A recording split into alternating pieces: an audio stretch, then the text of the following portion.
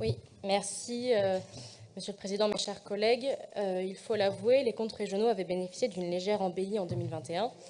On a donc pu espérer, durant l'espace d'une année, que la conjoncture allait changer, que la situation allait s'améliorer et que les courbes déclinantes allaient s'inverser. Malheureusement, on constate avec regret qu'il n'en est rien, bien au contraire. Après un léger retour au orange, on voit que les voyants revirent désormais au rouge. Et les espoirs d'un redressement sérieux de nos finances régionales n'auront finalement pas fait long feu. Il suffit de citer l'un des indicateurs les plus révélateurs pour le constater, je parle bien entendu de l'encours de la dette. Entre 2021 et 2022, il a enregistré une très forte progression de 6,3%, avec une augmentation de 167 millions d'euros en un an. Ce n'est pas seulement le montant de cette dette qui est inquiétant, c'est aussi le fait qu'elle ne baisse jamais. Et même pire, elle continue de croître continuellement. Il serait peut-être bon de nous dire quand cela s'arrêtera-t-il, à moins que vous ne portiez une stratégie d'endettement illimitée et perpétuelle qui prendrait exemple sur celle de l'État. Autre indicateur alarmant, celui de l'épargne brute, qui est véritablement le juge de paix de la bonne gestion d'une collectivité.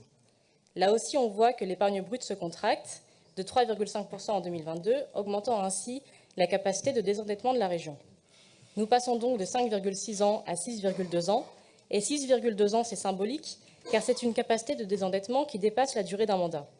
Une dette aussi importante liée à un stock d'AP élevé promet donc d'obérer considérablement les marges de manœuvre de vos successeurs.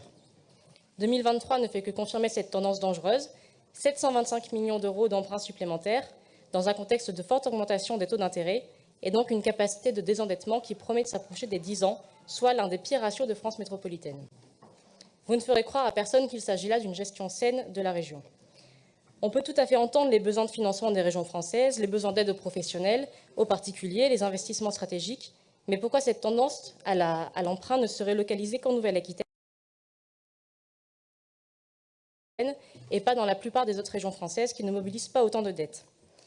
On voit là deux éléments de réponse qui semblent assez plausibles. Le premier serait peut-être que les anciennes régions ont souffert d'un manque cruel d'investissement, mais là aussi on aimerait rappeler que c'était des présidents de votre famille politique qui géraient ces régions. Ou autre élément de réponse, vous endettez la région car vous gérez mal nos finances et vous n'avez aucune vision de long terme. On le voit bien depuis 2015, on nous avait promis des économies lors de la fusion des régions. Finalement, nous n'avons eu que des augmentations de dettes et des charges de fonctionnement. Le volet des recettes n'est guère plus encourageant, là aussi beaucoup de promesses pour peu de résultats. Ce compte administratif confirme une tendance lourde que vous avez déplorée lors du vote du budget, la dégradation des recettes de carte grise, qui ne fait que se poursuivre avec une forte baisse de 15%. Mais plutôt que de le déplorer dans votre bilan financier, vous devriez vous en réjouir. Les néo-aquitains achètent moins de voitures, et c'est précisément ce que veut votre famille politique. Cet effondrement des recettes tirées des certificats d'immatriculation n'est que le retour de bâton de la politique anti-voiture que vous soutenez, et d'une politique anti-voiture soutenue par la majorité présidentielle, que vous avez soutenue et que vous avez participé à faire élire. Il faut le dire clairement, la mise en place des ZFE, le refus de baisser la TVA sur les carburants et toute la propagande catastrophiste de certains écolos sont parmi les causes de cette baisse. Dans une région marquée par une très forte part de la ruralité, nous assumons clairement ce souci d'aider les automobilistes, dont la plupart n'ont pas d'autre choix que d'utiliser leur véhicule pour leurs obligations quotidiennes.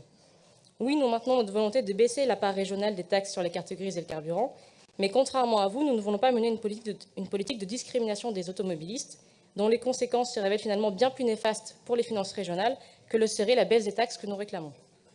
Nous sommes inquiets de voir que nos dépenses augmentent plus vite que nos recettes. On note une progression de 4,2% des dépenses en 2022, soit une augmentation de 125,5 millions d'euros par rapport à 2021. C'est bien la preuve éclatante que votre gestion n'est pas saine et que vous ne vous montrez pas capable de maîtriser les dépenses de la région. La hausse continue de nos dépenses de fonctionnement depuis 2015 est alarmante. Cette frénésie dépensière doit être stoppée d'urgence. Pour cela, il faut évidemment établir des priorités, et pour cela, il ne serait pas superflu d'écouter un peu les oppositions. Alors évidemment, on sait bien que les dépenses de fonctionnement ne sont pas monolithiques et qu'au-delà des dépenses incompressibles, des pistes d'économie existent. Nous vous en proposons à chaque commission permanente où des millions d'euros sont gaspillés pour des raisons idéologiques navrantes.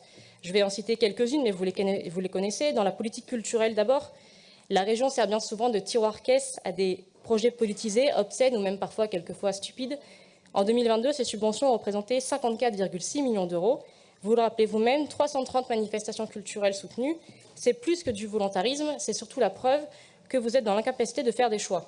C'est d'ailleurs ce que vous nous répondez lorsque nous déplorons le financement de certaines manifestations. Vous n'êtes pas là pour faire de la censure. De la censure, non, effectivement, mais des choix, oui. C'est même la mission fondamentale d'un élu. Et ces choix, ils sont de nécessité publique dans la période de crise que nous vivons, et a fortiori quand tous vos ratios financiers sont alarmants.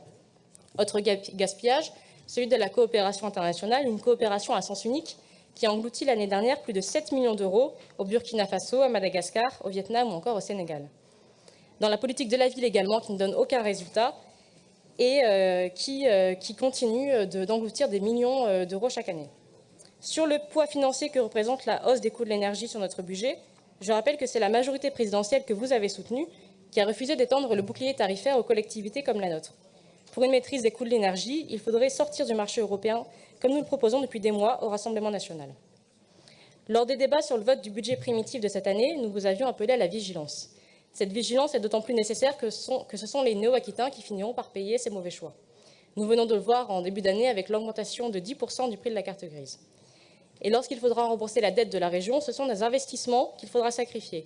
Ce seront des dépenses d'équipement nécessaires aux néo-aquitains auxquelles il faudra renoncer. Ce seront également des dépenses d'intervention utiles dans lesquelles il faudra trancher. Ce sont donc les néo-aquitains qui paieront vos dérives a posteriori. Pour l'instant, vous semblez mener un peu une politique de course à l'échalote, comme si vos jours étaient comptés.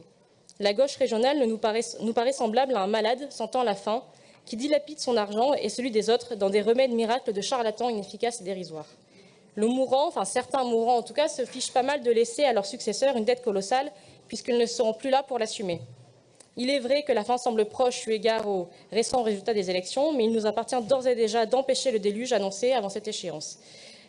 Vous comprendrez bien qu'avec toutes ces critiques, nous voterons favorablement ce compte administratif. Défavorablement, pardon.